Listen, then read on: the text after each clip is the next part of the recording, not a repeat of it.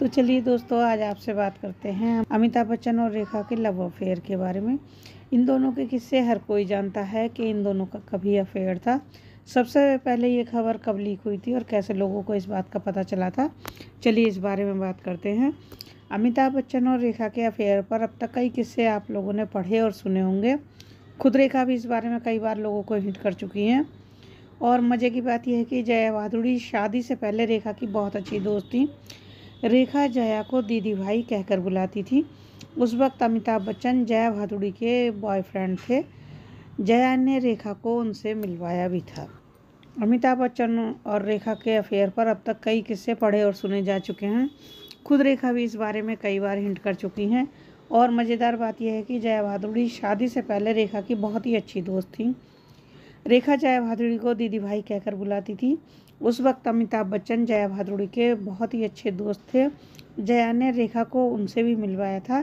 बाद में उन तीनों का रिश्ता इतना ज़्यादा कॉम्प्लिकेटेड हो गया कि आज तक इस पर गॉसिप की जाती है। रेखा और अमिताभ ने साथ में कई हिट फिल्में दी। दोनों की नज़दीकी बढ़ी, किसी को भनक तक नहीं थी।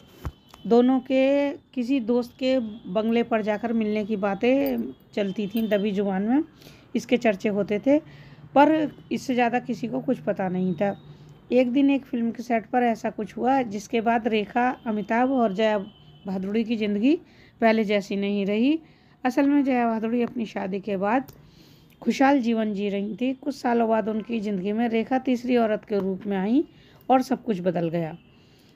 रिपोर्ट्स बताती हैं कि रेखा और अमिताभ बच्चन का अफेयर 1976 में दो अनजाने के सेट पर शुरू हुआ था। इन दोनों की नज़दीकियाँ बढ़ी तो रेखा की एक सहेली अपने बंगले पर इन दोनों को बुलाने लगी और वहाँ पर ये दोनों एक दूसरे से मिलने लगे। तब किसी को भनक नहीं थी कि रेखा और अमिताभ बच्चन के बीच कुछ चल रहा है। अब जब 1978 में गंगा की सौगंध नाम की एक फ़िल्म की शूटिंग हो रही थी, ये फिल्म आई थी, आप लोगों ने देखी हो शायद, गंगा की सौगंध। इस फिल्म की शूटिंग चल रही थी। अब किसी साथी कलाकार ने रेखा के साथ थोड़ी बदतमीजी कर दी। इस पर अमिताभ बच्चन अपना आपा खो बैठे। सेट पर हुई कहासुनी के चर्चे बाहर तक चले गए और उनके अफेयर के किस्से मैगजीनों में गॉसिप कॉलम के रूप में लिखे जाने लगे। दोनों इस बारे में चुप्पी साधे रहे, लेकिन हर किसी को उनके अफेयर की भनक लग गई। अखबारों में जब ये तक छप गया कि अमिताभ बच्चन और रेखा ने छिपकर शादी कर ली है, तो इस खबर का अमिताभ बच्चन की शादीशुदा ज़िंदगी पर भी असर पड़ने लगा।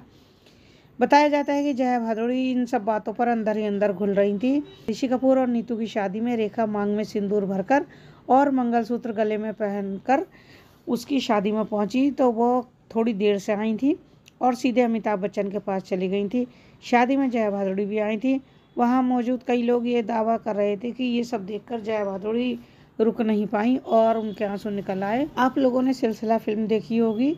ये इनकी रियल लाइफ पे बनाई गई फिल्म है। बताया जाता है बीबीसी को एक इंटरव्यू दिया था फिल्म मेकर यश चोपड़ा ने।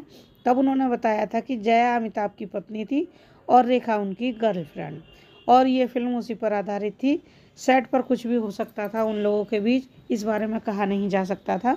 लेकिन बाद में अमिताभ बच्चन ने कुछ कारणों से रेखा से अपने आप को दूर कर लिया और उनके साथ फिल्मों में भी दूरी बना ली, और इस तरह से ये दोनों जुदा हो गए। तो दोस्तों, कैसी लगी आपको ये कहानी? अगर अच्छी लगी हो तो प्लीज़ वीडियो को लाइक कीजिए, शेयर कीजिए और सब्सक्राइब कीजिए चैनल को। वीडियो अच्छी लगी हो तो प्लीज़ वीडियो को लाइक ज़रूर कीजिएगा। चलिए मिलते हैं अगली वीडियो में। इस वीडियो में इतना ही। नमस्कार आप सभी को।